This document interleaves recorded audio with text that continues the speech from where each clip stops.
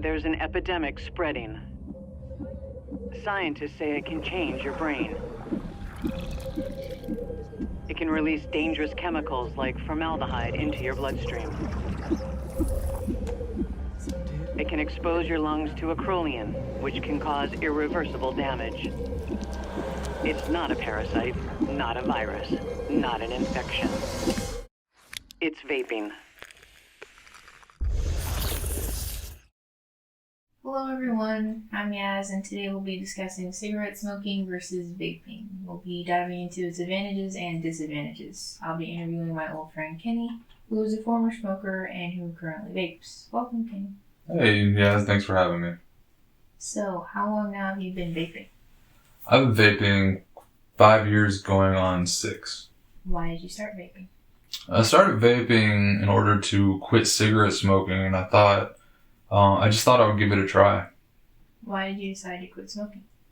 Well, I decided to quit smoking because of my health. I started to really pay attention to my health, and I wanted to quit for that reason alone. My chest would start to hurt. I'd get really, really dizzy. I couldn't really breathe. My heart started cramping up. It was beating so fast. My chest would feel like it was on fire. Sometimes I would even pass out. Have you noticed any negative side effects with vaping? Negative side effects from vaping are probably related to like when I'm sick, that I can feel my lungs getting tight, so I don't really vape when I'm sick or when I have a sore throat. It's more irritating to my throat. Do you prefer smoking or vaping? When I first started vaping, I definitely preferred smoking for probably about the first 2 to 3 months. But now I definitely prefer vaping. What would you say are the differences?